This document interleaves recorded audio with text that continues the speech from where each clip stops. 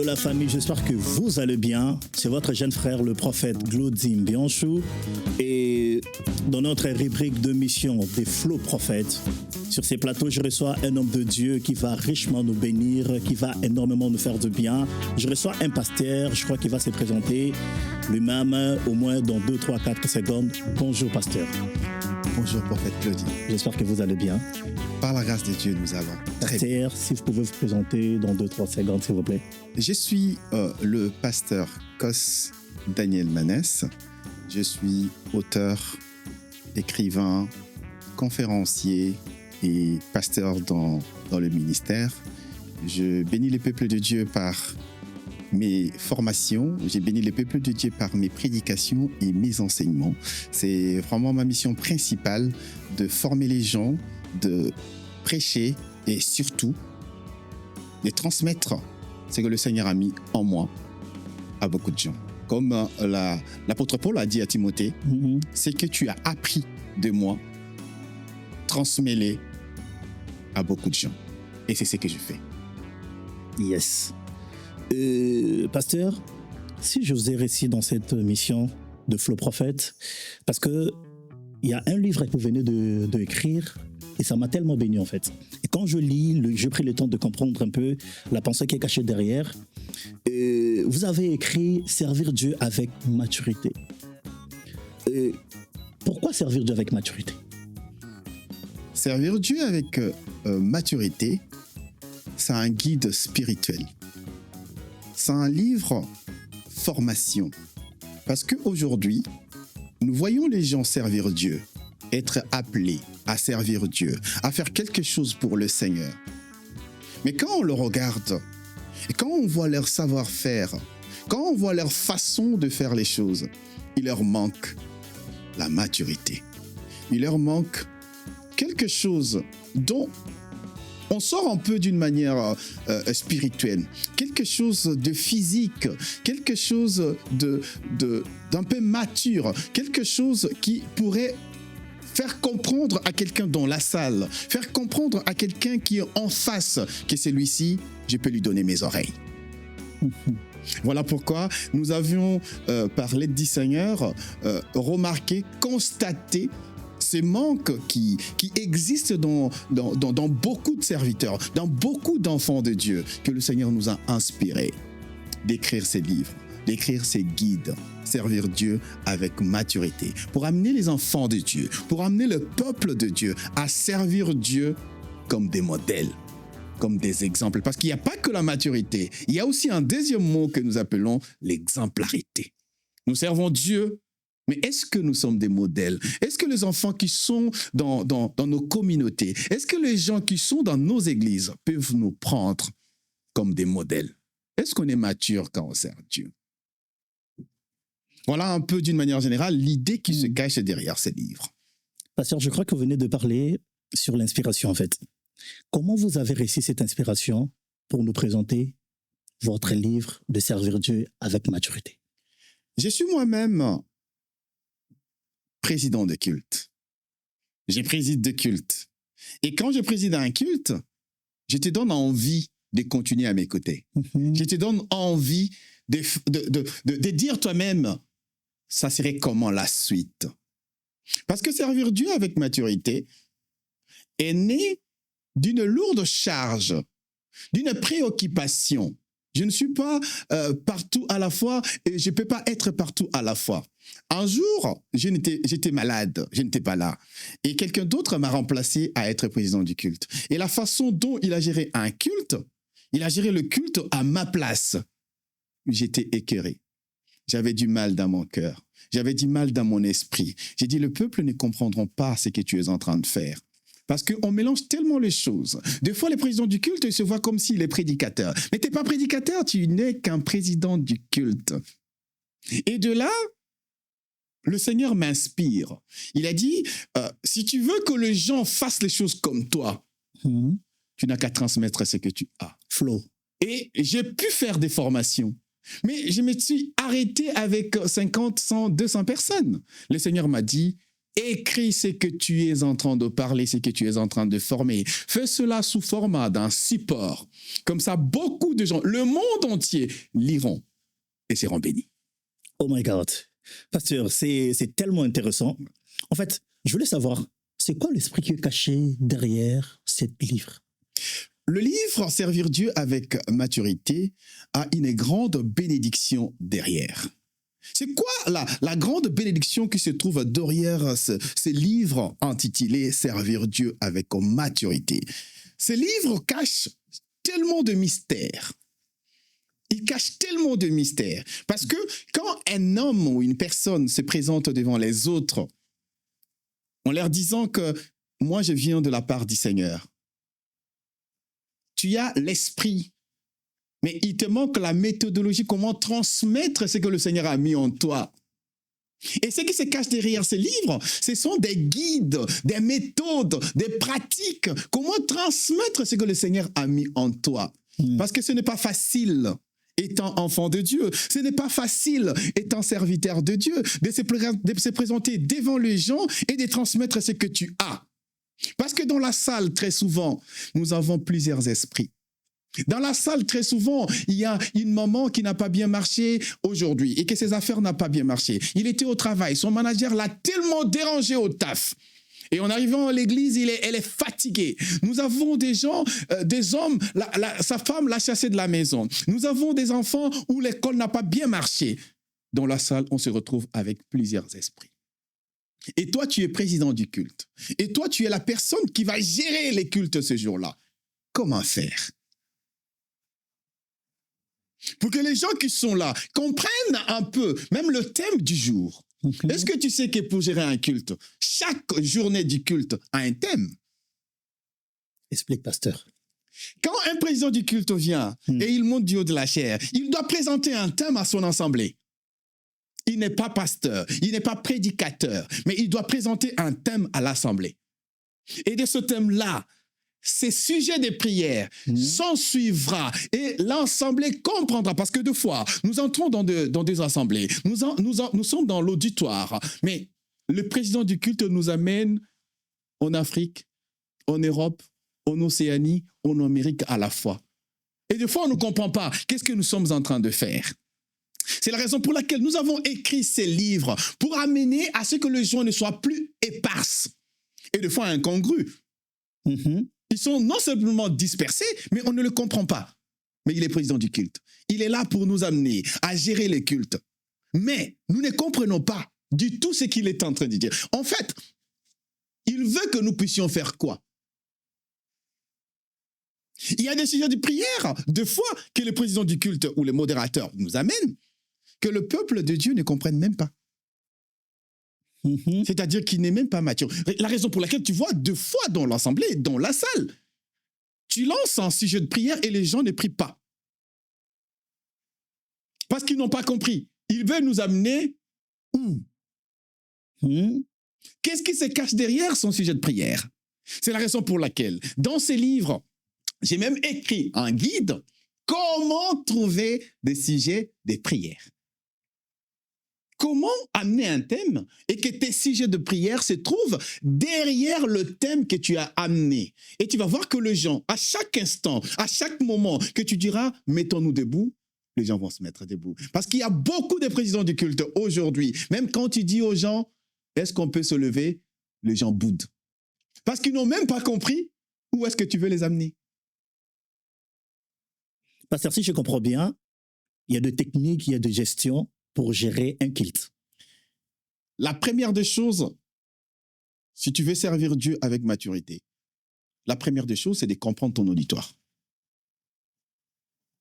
Quand tu arrives, tu rentres dans la salle, tu montes, comme je viens de dire tantôt, il y a plusieurs esprits qui sont dans la salle. Il y a plusieurs personnes, de différentes classes sociales. Il y a plusieurs personnes qui viennent avec des problèmes complètement différents. Moi, je viens parce que mon fils est malade. Tu me dis de prier pour quelque chose qui n'a rien à voir avec ce que moi j'ai comme problème. Parce que chaque personne, il arrive dans un culte avec un but bien précis. Je n'ai pas mangé pendant 3 jours, mais laissez-moi aller à l'église. Maintenant, si toi, tu n'es pas préparé, étant président du culte, on n'attend pas la prédication parce que la prédication, deux fois, il vient 1h30 avant, après. Mais avant, c'est toi, le président du culte, qui est là. Mais pasteur, vous êtes d'accord avec moi qu'il y a certaines personnes, quand tu arrives dans l'église, voulaient commencer le culte, mais ils ont tellement de pensées un peu ailleurs, en fait. Et maintenant, le problème, c'est la personne qui est en train de conduire le culte, ou bien le problème, c'est le peuple de Dieu, en fait. Le vrai problème, c'est la personne qui conduit les cultes. Parce que le peuple de Dieu, ils ne viennent pas de la même maison. Ils ne viennent pas de la même maison. Ils n'ont pas le même problème. C'est à toi de canaliser les esprits qui se trouvent dans la salle. C'est à toi de canaliser les esprits qui se trouvent dans la salle. Mais comment faire pour canaliser les esprits qui sont dans la salle, en fait? Voilà. La première des choses, un président du culte doit faire sa préparation personnelle. C'est-à-dire, un président du culte, quelqu'un qui sert Dieu avec maturité, est celui qui maîtrise son sujet. C'est-à-dire que je sais que ce dimanche, ce mois, qui est le président du culte, je suis allé chercher Dieu. Je me suis préparé. J'ai tout un programme établi. J'ai un thème. Et dans mon thème que je ramène, prenons par exemple, j'ai une église de 1000 personnes. C'est pas facile de gérer 1000 esprits. Mais j'ai un thème. Et dans mon thème, je veux regrouper ce que le Saint-Esprit en moi m'a dit qu'aujourd'hui, parce que tout ce que nous pouvons avoir comme question, tout ce que nous pouvons avoir comme problème, il y a une seule personne qui le sait. Dieu et son esprit. Et ce même esprit, c'est toi dans ta préparation que tu vas aller chercher. Et le Saint-Esprit te donnera un thème. Flo. Et tu verras que le thème que tu vas ramener va regrouper tout le problème de la salle. Flo major. Ça va regrouper tout le problème de la salle. Et quand tu viendras avec ta maturité et que tu poseras ce que tu as reçu du Saint-Esprit, tu verras que les gens qui seront dans la salle, j'ai vu que le Seigneur soit béni, que le Seigneur soit loué. J'ai vu, pendant que je préside un culte, je ne suis pas prédicateur du jour, mais je préside le culte. Mais tu vois une sœur en train de pleurer là-bas. Tu vois un frère en train de... Mais ils ne viennent pas de la même maison. Mais le thème les a tous regroupés. Les gens, tu les as pas dit de se mettre à genoux, mais tu vois les gens à genoux. Tu ne les as pas dit de dormir par terre. Tu envoies un sujet de prière. Oh my God. Il vient du ciel parce que tu t'es bien préparé, parce que tu as la maturité. Flo. Ça amène les gens à dormir par terre. Ils sont là par terre. Pourquoi? Tu y as ramené quelque chose qui a regroupé toute la salle. Oh my God. Ton auditoire. Et ça manque à beaucoup de serviteurs de Dieu. Et je vais t'ouvrir une parenthèse. Flo. Peuple de Dieu, est-ce que vous savez que beaucoup d'hommes de Dieu, beaucoup de pasteurs, beaucoup de prophètes, beaucoup d'évangélistes, ils ne savent pas gérer un culte? Il peut être un fervent prédicateur, il peut être un prédicateur d'excellence, mais il ne sait pas gérer un culte. Un culte, ça se gère. Un culte a des parties. Un culte, il faut savoir le gérer. Et la bonne gestion d'un culte fait en sorte que la prédication du jour soit un succès. Oh my God. Oh my God. Pasteur, vous pouvez un peu répéter cette partie, en fait. C'est tellement édifiant. Et si vous pouvez un peu répéter, en fait, s'il vous plaît. J'aimerais simplement faire comprendre au peuple de Dieu aujourd'hui que ce bouquin, ce livre, Servir Dieu avec maturité, vous pouvez vous le procurer partout en France.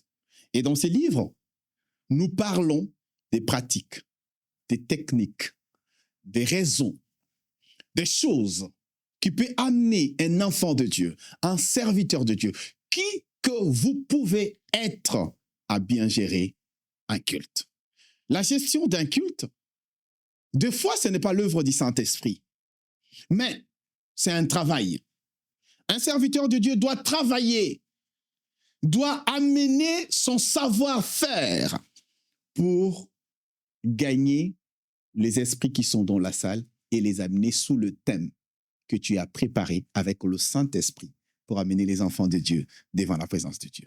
Je répète encore ce que je venais de dire. Beaucoup des serviteurs de Dieu, beaucoup des pasteurs, beaucoup d'évangélistes, beaucoup des prophètes, ils sont des prédicateurs d'excellence. Ils sont des fervents serviteurs, servantes de Dieu, mais ils ne savent pas gérer un culte. C'est la raison pour laquelle nous vous appelons. Venez, bien-aimés.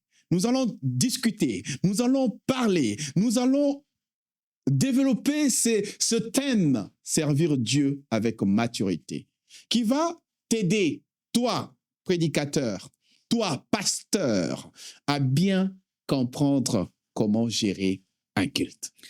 Pasteur, j'ai une question. C'est possible de servir Dieu avec puissance, mais sans avoir la maturité?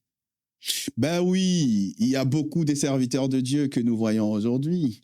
Ils ont la puissance, ils ont l'appel de Dieu. On peut même remarquer qu'ils ont l'appel de Dieu, mais ils ne sont pas matures. Je vais donner un exemple de la Bible. Il y avait Moïse qui faisait tout seul. Moïse a vu Dieu. Moïse parlait avec Dieu. La Bible même le dit, parmi tous les serviteurs de Dieu qui existaient sur la terre, la seule personne à voir la représentation de Dieu, c'était Moïse. Flo. Mais ce même Moïse, mais ne savait pas gérer le peuple. La Bible dit, il fallait que son beau-père Jéthro lui dise que Moïse, la façon dont tu es en train de travailler, la façon dont tu es en train de faire les choses, tu mourras avant même l'accomplissement de ton ministère. La façon dont tu es en train de travailler, tu n'iras pas loin avec Dieu. C'est la raison pour laquelle il lui a proposé à faire quelque chose qui n'était pas dans la tête, qui n'était pas dans sa tête, que Dieu ne lui avait pas dit. Des fois, il y a des choses qui nous amènent à maturité. Ce n'est pas le Saint-Esprit qui nous le dit. C'est parce qu'on s'est formé. C'est parce qu'on a demandé. C'est parce qu'on a écouté. Parce que, vous savez, sur la terre, il y a des gens que Dieu les a mandatés à aider les autres à aller de l'avant. Je vais ouvrir une parenthèse. Je ne veux pas le parler d'une manière prophétique, mais avec l'esprit de ce livre. Jésus-Christ, notre Sauveur, il dit à Pierre, quand il sera affermi, quand ta formation s'achève. Oh my God! Affermissez les autres. Nous avons intérêt à comprendre des choses pour que nous puissions aussi devenir une école pour les autres. Et c'est la raison pour laquelle aujourd'hui le Seigneur m'a établi comme une école pour les autres serviteurs. Pasteur, si je comprends bien, la maturité vient aussi dans la formation. Mais on ne peut pas avoir la maturité sans la formation.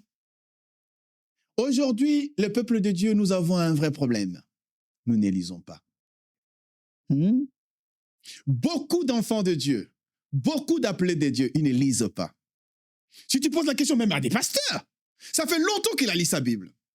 Et il s'arrête avec la Bible. Un jour, j'ai discuté avec quelqu'un et je lui ai dit, frère, tu sais que tu peux lire la Bible et néanmoins ne pas comprendre.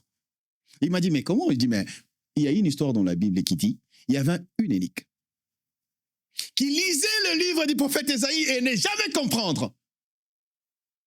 Il fallait qu'il y ait quelqu'un, Étienne, divinement averti et qui est venu par le Saint-Esprit, faire comprendre à l'eunuque ce qu'il lisait lui-même.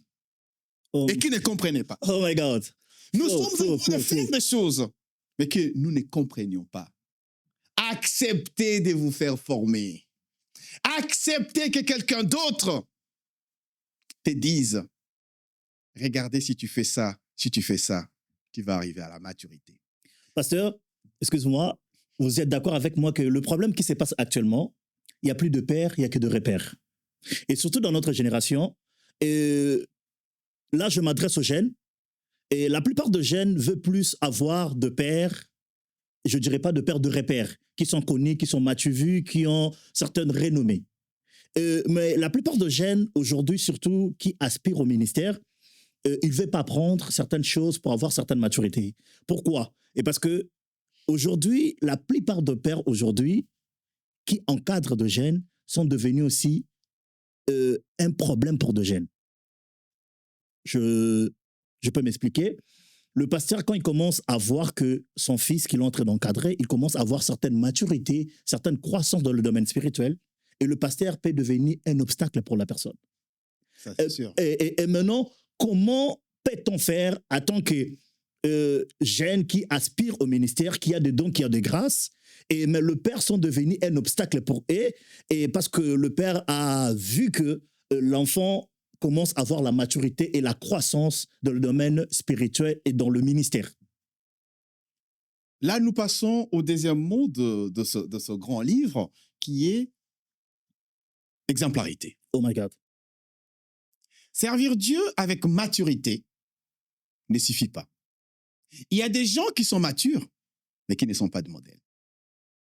Tu peux avoir un père, mais à 20 ans, il restera toujours ton père, mais tu es adulte.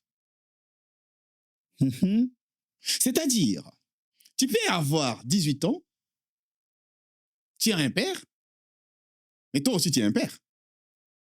J'ai vu des enfants de 18 ans avoir des enfants aussi. Je te donne l'exemple de toi-même. Tu as un père spirituel, non? Oui. Tu as aussi des enfants spirituels. Oui. Tu vas expliquer ça comment? Oh my God. Servir Dieu avec maturité et d'amener quelqu'un à comprendre, chaque serviteur de Dieu, chaque enfant de Dieu, à comprendre sa place. Où am I? Je suis où? Ma place est où? Que dois-je faire pour que je puisse être un modèle? Je ne suis pas simplement l'enfant de mon père spirituel. Je suis aussi le papa de mes enfants spirituels. Que diront mes enfants spirituels? Est-ce que mes enfants spirituels me prendront comme modèle? Est-ce que je suis un exemple pour eux? À chaque moment, à chaque instant, je vais ouvrir ici aujourd'hui quelques erreurs et défauts que nos pères spirituels font. Flo. Il y a un enfant, un frère, un collaborateur à l'église qui a du succès ou que le Seigneur a fait grâce. Le papa complote avec ses enfants pour réduire l'influence de ce frère. Il complote pour réduire l'influence de ce frère, mais en complicité avec les enfants. Mais des fois, ce sont des grands hommes de Dieu. Hein? Ah oui. Nous les connaissons. Ah oui. Ce sont des grandes personnalités. Mais il complote avec ses enfants pour réduire l'influence d'un collaborateur qui a beaucoup de grâce, par exemple. Je vais vous poser une question. Penses-tu que ces enfants-là que tu es en train de comploter avec eux contre un de tes collaborateurs, est-ce qu'ils te respecteront après? Pas du tout. Pour eux, tu peux être un père, mais tu n'es pas un modèle. Pour eux, tu peux toujours rester un papa et tu n'es pas un exemple à suivre. Parce que tôt ou tard, bien-aimé, ce que tu es en train de faire sortira. Ces enfants-là, un jour, ils auront besoin de se repentir et ils diront ce que vous aviez fait. Et voilà pourquoi beaucoup de grands hommes de Dieu, beaucoup de serviteurs de Dieu gâchent leur expérience. Et ils gâchent leur exemplarité. Et au final, ils ne sont plus d'exemples. Ils ne sont plus de modèles. Il leur manque la maturité. C'est la raison pour laquelle nous amenons comme un support, comme un apport à tout serviteur de Dieu dans le monde entier, ces manuels qui t'amènent à ce que tu puisses être non seulement mature, mais un exemple. Que les enfants dans l'église te trouveront comme un exemple à suivre. Je vais donner aux enfants de Dieu cet exemple, s'il vous plaît. Je vais vous sortir une histoire venant de la Bible. On a arrêté une femme en flagrant délit. et on l'a amené devant Jésus. Toi qui dis pasteur, toi qui connais la loi, toi qui connais la parole, regardez cette femme, on vient de l'arrêter en flagrant délit d'adultère. Que dis-tu? Jésus regarde les gens autour. Il a dit dans son cœur, il dit ces gens ici, ils veulent simplement tuer cette femme. Je te donne l'exemple de la maturité et de l'exemplarité. Flo. Cette femme, si ce n'était pas la présence de Jésus ce jour-là, on allait voir aujourd'hui un monument en Israël. Peut-être disons, ici, la femme qu'on avait tuée en flagrance d'adultère. Mais à cause de la maturité et de l'exemplarité de notre Jésus-Christ, Amen. à cause de la maturité de notre exemple, modèle, le Seigneur Jésus-Christ, il a dit ceci, celui qui n'a jamais péché, qu'il jette la pierre à cette femme. Yes. La Bible nous dit, aucune personne n'était capable de jeter la pierre la première. Flo. Et il n'y avait personne. Jésus s'est tourné et il a regardé la femme et il lui a dit, moi aussi, je ne te condamne pas. Hosanna. Va, mais ne pêche plus. Je vais juste te dire ceci, bien-aimé. Nous ne prêchons pas simplement par la loi, mais des fois nous prêchons par exemplarité. Le Seigneur Jésus-Christ nous amène à avoir un cœur mature. Étant serviteur de Dieu, tu dois servir Dieu. Pas simplement avec ta parole, mais tu dois servir Dieu avec ton cœur aussi. La maturité, ça vient du cœur. Et tout ce qui vient du cœur, ça donne des exemples et des modèles. Oh my God. Pasteur, c'est tellement édifiant. Et pasteur, je voulais savoir, comment savoir que la personne qui est devant vous a la maturité de servir Dieu? La première des choses, de savoir que la personne qui est en face de vous a la maturité de servir Dieu. Parce que la maturité, c'est un chemin qui commence d'un point A pour arriver quelque part. Vous verrez, quelqu'un qui n'est pas mature, il va chercher son honneur, son orgueil personnel. Mais quelqu'un qui est mature, il cherche la place pour l'autre. Il est là parce que être chrétien, c'est être comme Christ. Je pose toujours la question aux gens. N'importe quelle situation qui arrive devant toi, pose-toi la question. Si c'était Jésus, comment il allait faire? La maturité amène quelqu'un à comprendre l'autre, à se mettre à la place de l'autre. Et il y a beaucoup de nous, serviteurs de Dieu aujourd'hui, nous avons du mal à se mettre à la place de l'autre. Pasteur, vous êtes d'accord avec moi aujourd'hui qu'il y a cette, je dirais, cette concurrence, cette bataille entre hommes de Dieu qui se passe actuellement. Moi, je suis ceci, moi, je suis cela. Et ça devient un peu un problème pour la plupart de personnes, en fait. Je peux m'expliquer que lorsque un père voit que l'enfant commence à tellement avoir le renommé, le père peut devenir aussi un obstacle pour son fils. C'est vrai, le papa peut devenir un obstacle pour son fils. Et pour quelqu'un qui est en train de vivre la chose, qu'il a de grâce, il a de dons, le ministère est en train de se manifester comme jamais imaginé, et Dieu est en train de se glorifier sur la personne, mais son père propre et spirituel est devenu un obstacle pour lui. On dirait que le père aussi n'est pas mature, ou bien c'est juste avoir un mauvais cœur envers ses fils, parce que le fils commence à évoluer. C'est vrai, c'est un vrai problème que nous sommes en train de rencontrer aujourd'hui, que moi-même, j'en ai été victime et j'en suis. Mhm. Parce que chacun a sa grâce. Yes. Chacun a sa grâce. Chacun sait comment il évolue avec le Seigneur. Tout le monde, nous tous, nous sommes venus quelque part, de quelque part. Nous avons un père. Nous avons un père. Et le papa, même chez toi à la maison, d'une manière physique, tu as un papa. Exactement. De la même manière, ton père physique te gère et te dise, et il te dit, mon fils, écoute, va à l'école pour que demain tu puisses devenir quelqu'un. C'est de la même manière que d'une manière spirituelle. Ton père aussi t'amène, parce que tout ce qu'il nous donne comme connaissance, c'est pour que nous puissions devenir des grands.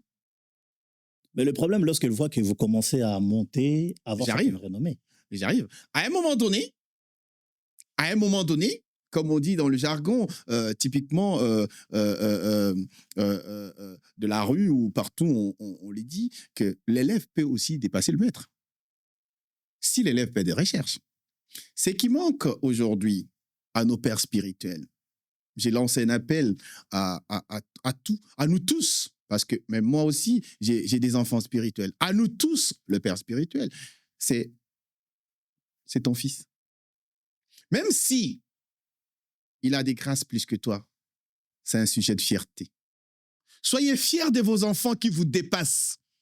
Soyez fiers de vos enfants qui sont là pour amener votre honneur. Parce que quand on lui posera la question, tu sors d'où? Mais il sortira ton nom.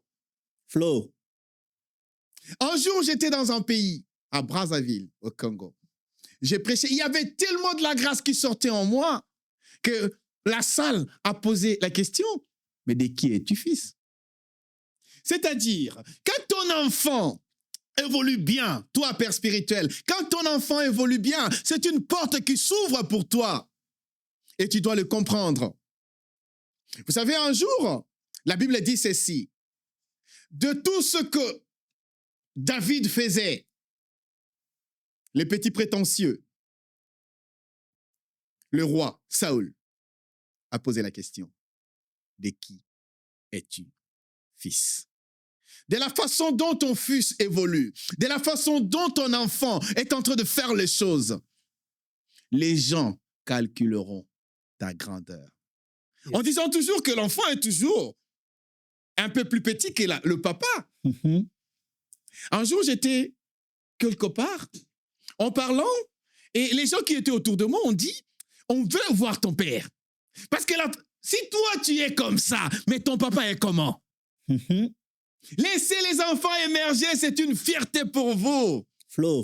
Laissez les enfants faire des grandes choses. C'est une fierté pour vous. C'est la raison pour laquelle je te conseille ces guides. Servir Dieu avec maturité. Ça ne s'arrête pas là, la maturité. Nous avons un deuxième mot qu'on appelle l'exemplarité. Et ça ne s'arrête pas là, l'exemplarité. Il y a aussi la passion. Il faut avoir la passion, le zèle de savoir tel que je suis ici. Personnellement, il n'y a pas un travail que je peux faire mieux que servir Dieu. C'est la raison pour laquelle j'ai intérêt de bien le faire, de le faire avec excellence. Que quand les gens me regardent faire quelque chose pour Dieu, ils diront en eux-mêmes comment faire pour être comme lui. Comment faire pour servir Dieu avec ce targne? Comment faire pour servir Dieu avec ce zèle? Comment faire pour servir Dieu de tout mon cœur comme lui? J'appelle tout le monde qui sert Dieu aujourd'hui. Mm-hmm. Sers Dieu avec ton cœur. Sers Dieu avec ton esprit. Sers Dieu avec passion. Sers Dieu avec toute ta force. Tu amèneras beaucoup de gens à avoir le goût de servir Dieu.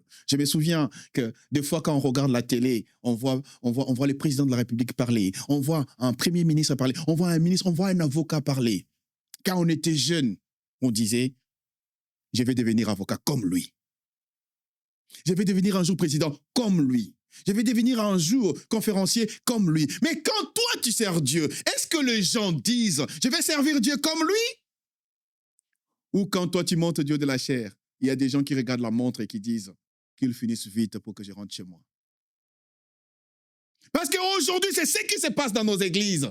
Quand tu montes Dieu de la chair, des fois même les prédicateurs, tu montes Dieu de la chair, ah, c'était lui aujourd'hui.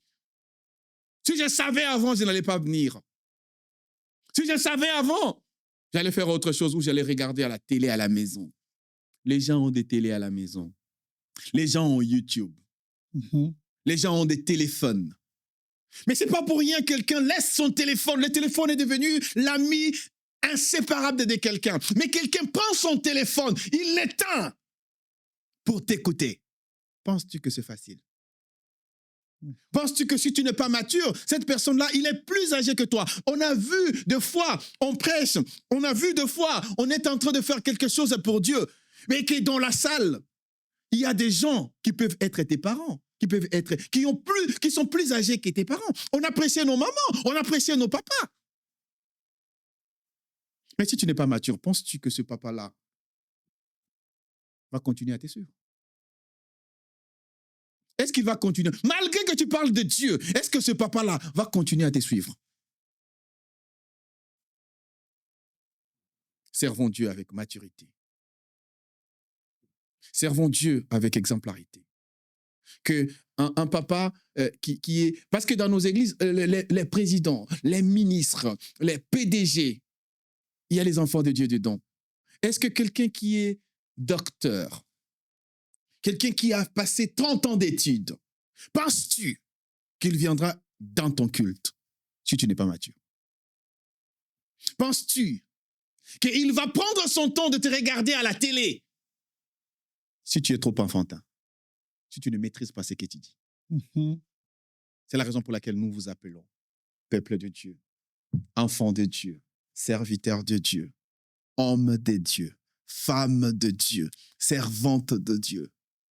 Nous avons intérêt à nous former.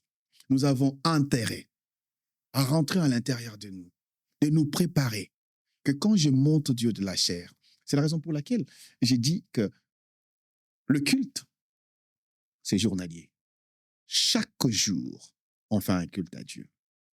Et ce que je fais aujourd'hui, si je ne suis pas mature, je perds le crédit pour demain. Est-ce que demain, les gens auront toujours le courage de m'écouter?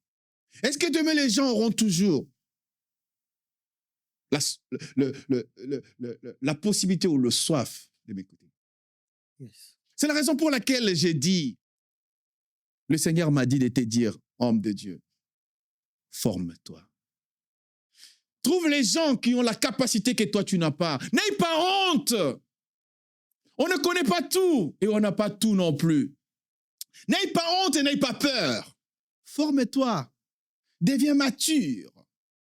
Tu seras capable de gérer les enfants que le Seigneur a mis dans ta bergerie. Que Dieu te bénisse.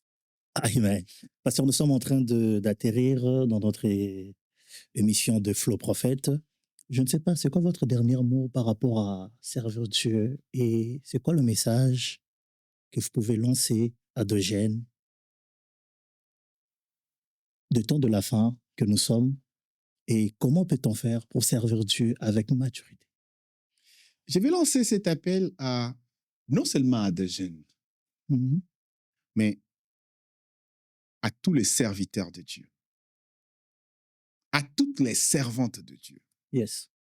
à tous les hommes de Dieu, à toutes les femmes de Dieu. Toi qui es appelé à servir Dieu, tu as peut-être l'appel. Oui, mais l'appel seul ne suffit pas.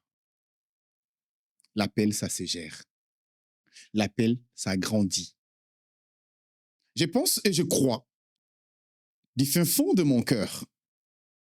Et je pense toi aussi, tu crois que tu as été appelé par Dieu.